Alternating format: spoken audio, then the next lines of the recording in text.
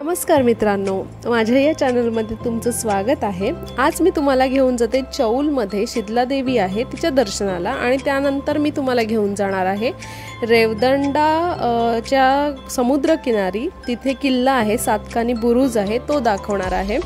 तर चला, मी आता सध्या तुम्हाला रस्त्यावरचं सफर करते। रस्ता जो को आहे अलिबागचा तो दाखवणार आहे। तर आता सध्या आपण कुरुळला आहोत। कुरुळ गाव आहे, उन्हाळ्याचे दिवस आहेत। आम्ही सकाळी 9 वाजता निघालेलो आहोत, पण इतकं काही गरम होत नाहीये। तर मी तुम्हाला दाखवते आता रस्ता, रेवदंड्यापर्यंतचा जो रस्ता आहे तो दाखवते। तर अलिबाग जे आहे हे समुद्रकिनारी वसलेले एक सुंदर पर्यटन स्थळ आहे। हा जो एरिया आहे तो कुरुळचा आहे। कुरुळ गावामध्ये एक मोठं हनुमानाचं मंदिर आहे। समोर जे आपल्याला मंदिर दिसते ते हनुमानाचं मंदिर आहे आणि या हनुमानाच्या मंदिराच्या बरोबर समोर एक मोठं तळं आहे। त्याच्यामध्ये तुम्हाला फक्त कमळाची फुलं दिसतील। पूर्ण तळभर कमळ पसरलेले आहेत, गुलाबी कलरचे कमळ आहेत आणि त्याच्यामध्ये पांढरे पांढरे बगळे दिसतात। व्हिडिओमध्ये दिसत आहेत थोडेसे आणि इथे समोरच तुम्हाला कमळाचा एक छोटासा पुतळा दिसतोय। तर हे जे तळ आहे त्याच्या मधून बांध घातलेला आहे। एका साईडला कमळ आहेत आणि दुसऱ्या साईडला मासे पालन केले जातात, मत्स्य शेती ज्याला आपण म्हणतो ते केलं जातं। हे जे तळ आहे ते खूप मोठं आहे। असे 2 भाग त्यांनी तयार केलेले आहेत। आता इथून आपण जातोय, हे जे तुम्हाला लाल कलरचे कुंपण झाडाला लावलेले दिसतात, तर ते जी कुंपण आहेत ते घराची कौल असतात त्याच्यापासून बनवलेले कुंपण आहेत आणि त्या कौलांना लाल कलर दिलेला आहे। तर हे कुंपण कोणी केलेले आहे? तर हे कुंपण केलेलं आहे जे सद्गुरू नाना धर्माधिकारी। तर हे नाना धर्माधिकारी जे आहेत ते रेवदंड्याचेच आहेत, त्याच्यामुळे त्यांचे अनुयायी जे आहेत ते दर रविवारी इथे झाडं, रस्त्याच्या बाजूला झाडं लावतात, त्यांची निगा राखतात आणि आज जे आहे ते कुंपण घालण्याचं काम चालू आहे।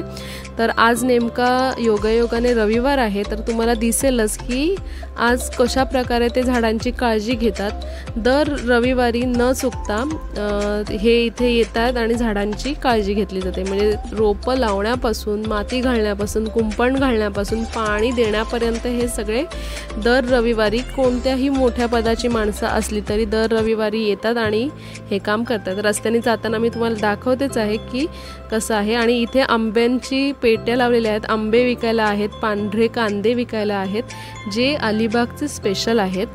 तर इथे हा जो रस्ता आहे तो बेलीचा आहे। नवेदर बेली एक गाव आहे। तर हे जे आहे ते खाडीवर बसलेलं गाव आहे। रस्ता दिसतोय आणि आजूबाजूला पूर्ण खाडी दिसते। ही जी लांबवर पसरलेली आहे ती पूर्ण खाडीचा रस्ता आहे। इथे तुम्हाला माणसं दिसतील झाडं लावताना, झाडांना पाणी घालताना। ही माणसं जी आहेत ती सद्गुरू नानासाहेब धर्माधिकारी आहेत, त्यांचे अनुयायी आहेत। तर हा जो आहे तो खाडीचा एरिया आहे। ह्या साईडला पलीकडे जर तुम्ही जाल तर रोहा साईडला जाण्याचा रस्ता आहे पाठीमागून, आणि दुसऱ्या साईडचं ही जी खाडीचा रस्ता आहे, तर ही जी खाडी आहे ती पूर्ण लांबपर्यंत पसरली गेली। त्या पलीकडे अलिबाग आहे। आता सरळ जाऊया। हे जे आहे ते नवेदर बेली आहे। इथे तुम्हाला गाड्याच रस्त्याच्या बाजूला गाड्या लागलेल्या दिसतील। ह्या ज्या गाड्या आहेत त्या सगळ्या झाडं लावणाऱ्या माणसांच्या आहेत। तर तुम्हाला माहिती आहे का की अलिबागला मिनी गोवा म्हणून देखील संबोधले जाते, कारण अलिबागमध्ये स्वच्छ सुंदर समुद्रकिनारे आहेत, किल्ले आहेत, तसेच प्राचीन मंदिरे आहेत। तर असा प्रकार इथे तुम्हाला एक टँकर दिसतोय, तर त्या टँकरने ह्या झाडांना ते पाणी घालतात। इथे ते पाणी चालू करतील आणि झाडांना पाणी घालतील आणि खूप सुंदर ते निसर्ग वाढवण्याचा, निसर्ग जोपण्याचा प्रयत्न करतात। खूप चांगलं काम करतात। आणि अलिबागमध्ये ना जास्तीत जास्त नारळीच्या किंवा पोपळीच्या बागा तुम्हाला बघायला मिळतील। आता एक ब्रिज येईल, तो ब्रिज, हा जो ब्रिज आहे तो हा ब्रिज म्हणजे खाडीचा ब्रिज आहे। तर हा ब्रिज क्रॉस केल्यानंतर तुम्हाला ज्या बागा दिसतील त्या सगळ्या नारळी पोपळीच्याच बागा दिसतील। इथून जी सुरुवात झाली आहे नारळांच्या झाडांची ती सगळीकडे त्यांच्या वाड्याच्या वाड्या प्रत्येक घराच्या समोर तुम्हाला दिसतील। तर हे जे आहे ते आपण आक्षी गावामध्ये आलेलो आहोत। तर आक्षी गावामध्ये आक्षीला पण एक बीच आहे। आक्षी बीच कुठून जाण्याचा कुठे रस्ता आहे तो मी तुम्हाला दाखवते। इथून आतमध्ये गेल्यानंतर आक्षी बीच लागणार आणि आक्षीला सुरूचं बन आहे, म्हणजे सगळीकडे सुरूची झाडं आहेत आणि खूप दाट झाडं आहेत। सुरूची झाडं म्हणजे काय तुम्हाला माहिती आहे का? तर सुरूची झाडं जी आहेत ती खारट, उष्ण आणि दमट हवामानातच वाढतात आणि ह्या झाडांची पानं जी आहेत ती सुईसारखी असतात आणि सरळ सरळ उंच वाढतात, जास्त पसरत नाही। आणि पूर्वी काळी ह्या झाडांच्या खोडांचा वापर आहे ना लाईटचे पोल जे असतात त्याच्यासाठी यूज करायचे। तर हा जो रस्ता आहे तो आक्षीवरून निघालेला आहे। आता पुढचं गाव जे आहे ते नागाव आहे। नागावला पण एक मस्त सुंदर बीच आहे। इथे ना सगळे रस्त्यावरती ना तुम्हाला अशा प्रकारचे कोकण फूड बाजार मिळतील। म्हणजे ह्या कोकण फूड बाजारमध्ये जे उन्हाळ्यामध्ये आपण साठवणीचे पदार्थ करतो, पापड करतो, वेगवेगळ्या प्रकारचे पापड म्हणजे तांदळाचे असो, पोह्यांचे असो, मिरचीचे असो, वेगवेगळ्या प्रकारचे पापड मिळतील त्या कोकण फूड बाजारमध्ये। त्याच्यानंतर लोणचे वेगवेगळ्या प्रकारचे मिळतील, त्याच्यानंतर वाल जे आहेत ते मिळतात, चिंच आहेत ते मिळतात, म्हणजे खूप वेगवेगळ्या प्रकारचं तिथे पदार्थ मिळतात। आणि हा जो आहे तो नागाव बीचच्या अलीकडे एक कोळी लोक इथे राहतात आणि हे जे आहे त्यांच्याकडे इथे दिसतं ते कालवाचे गोळे जे आहेत ते म्हणजे कालवे जे आहेत ते फोडून त्याच्यातून गोळे काढतात आणि त्याच्यानंतर ते आपण कालवाचे गोळे म्हणून विकत घेतो। तर इथे तुम्हाला त्यांची पाटल्या ज्या आहेत त्या भरलेल्या दिसत आहेत, त्याच्यामध्ये सगळे कालवे आहेत ते फोडून मग ते आपल्याला गोळे देतात। तर हा जो आहे तो आपण नागावमध्ये आलेलो आहोत। नागाव जे आहे इथे खूप सारे मोठे मोठे रिसॉर्ट्स आहेत। हे जे समोर दिसतात कलरफुल ते रिसॉर्ट्स आहेत। तुम्ही इथे राहू शकता आणि वॉकिंग म्हणजे चालत तुम्ही नागाव बीचला जाऊ शकता, एवढ्या जवळचा रस्ता आहे। आणि हां, तर ते कोकण फूड बाजार जे आहे ना तिथे एक स्पेशल म्हणून बोंबलाचं लोणचं मिळतं, बोंबील जे असतात त्याचं लोणचं मिळतं। तर तुम्ही एकदा नक्की ट्राय करा, खूप सुंदर असतं ते। आता नागाव बीच जे आहे ते कुठे आहे ते दाखवते। खूप मोठे मोठे विलाज आहेत, म्हणजे राहण्यासाठी रिसॉर्ट्स आहेत। आता तुम्हाला नागाव बीचला जर यायचं आहे तर नागाव बीचला कसं याल ते मी तुम्हाला सांगते। स्वतःची गाडी असेल तर चांगलीच गोष्ट आहे, पण स्वतःची गाडी नसेल तर अलिबाग एसटी स्टँडवरून तुम्हाला एसटी पकडायची आहे। जी एसटी मुरुडला जाण्यासाठी असेल, रेवदंड्याला जाण्यासाठी असेल किंवा चौलला जाण्यासाठी असेल, या तिन्ही एसटी तुम्हाला पकडायची आहे आणि तिथून एसटीने अलिबाग रेवदंडा रोडने तुम्हाला नागावपर्यंत सोडलं जाईल। आता नागाव जे आहे तुम्हाला दाखवते कुठे उतरायचं। तर इथे तुम्हाला छत्रपती शिवाजी महाराजांचा पुतळा दिसतोय, तिथून आतमध्ये जायचं आहे। त्याच्यामुळे इथे उतरून जवळजवळ नागाव बीच जे आहे ते 2-2.5 किलोमीटर अंतरावरती आहे ह्या पुतळ्याजवळून। आणि या बीचला ना दुसरं पण नाव आहे, त्याला साताड बंदर असं म्हणतात। आणि इथलं वैशिष्ट्य म्हणजे की ह्या किनाऱ्यावरती जे सुरूची झाडं आहेत, सुरूचं बन आहे, ती एकाच रांगेत लावलेली आहेत, एकाच रांगेत दिसतात तुम्हाला आणि खूप मस्त सुरूचं बन आहे। आणि नागावला बीचच्या जवळच तुम्हाला राहण्याची, जेवणाची, नाश्त्याची सोय सगळी होईल असं नागाव बीच आहे। आता नागाव नागावच्या रोडवरून आपण येतोय। तर नागाव रोडवरून आता आपल्याला जातोय चौल या गावामध्ये। चौल हे गावाविषयी सांगायचं झालं तर चौलबद्दल सांगायचं झालं तर चौल ही नगरी ही व्यापाऱ्यांची नगरी म्हणून ओळखली जायची आणि अजूनही जाते। आणि ह्या चौलमध्ये जवळजवळ 360 मंदिरे आहेत।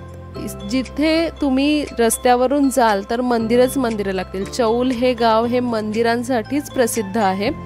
आणि इथे जे मंदिर आपण जे शीतलादेवी मंदिरामध्ये चाललेलो आहोत ते पण चौल गावातच मंदिर आहे।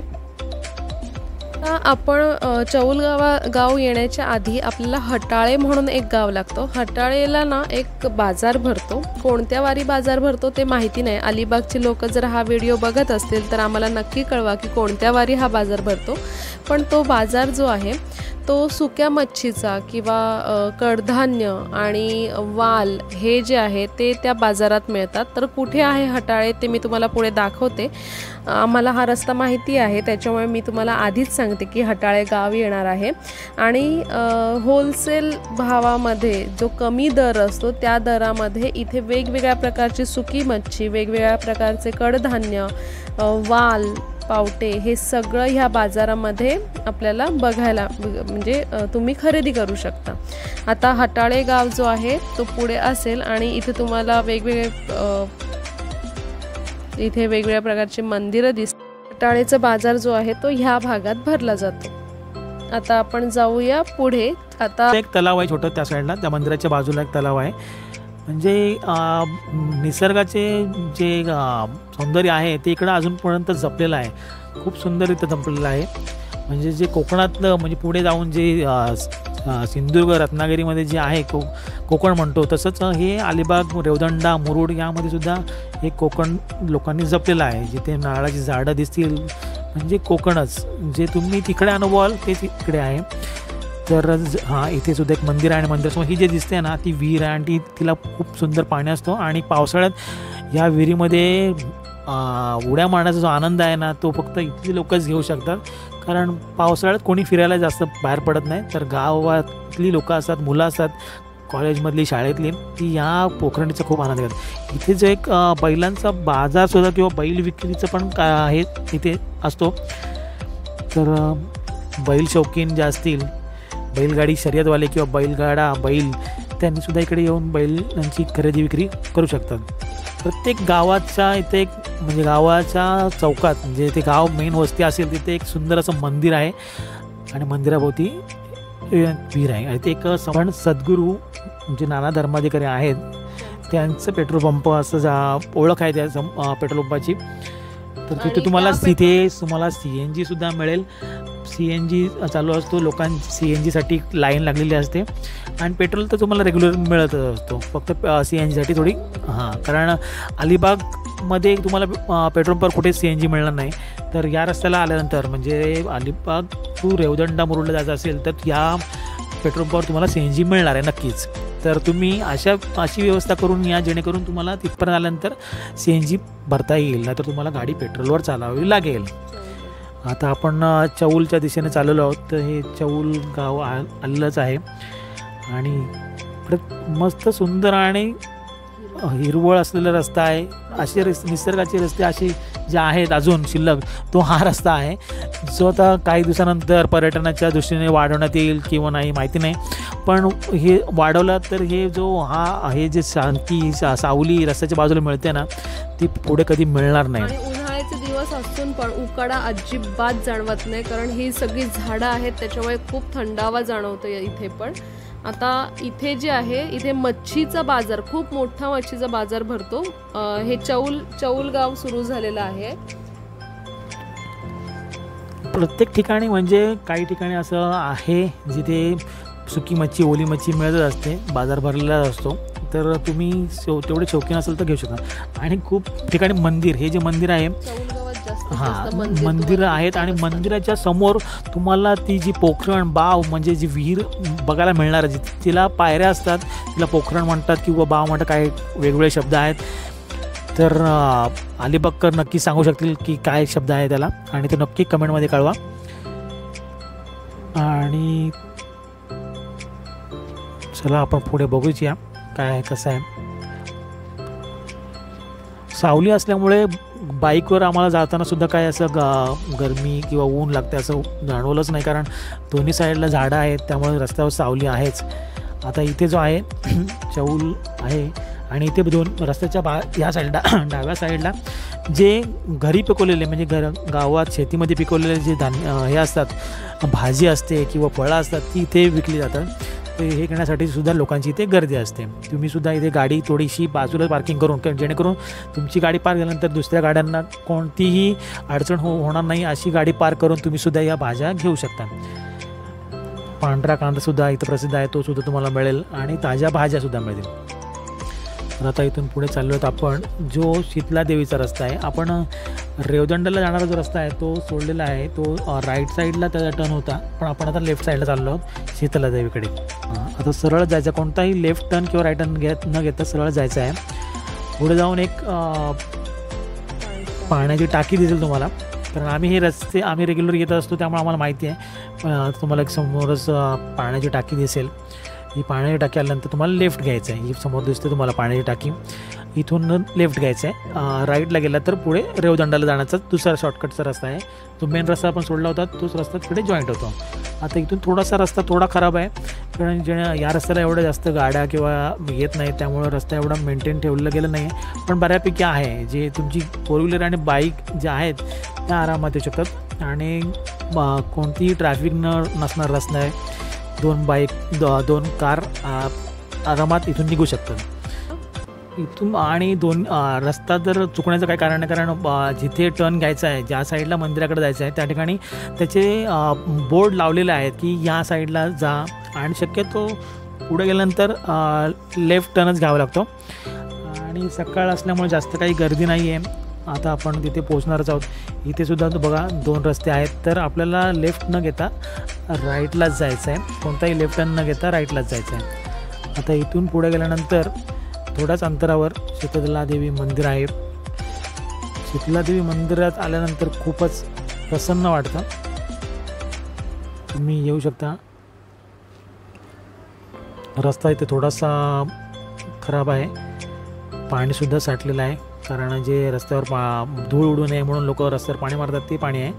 पाऊस काय असा पडलेला नाही आहे. थोड्याच वेळात 2 मिनिटातच शीतलादेवी मातेचं मंदिर येणार आहे.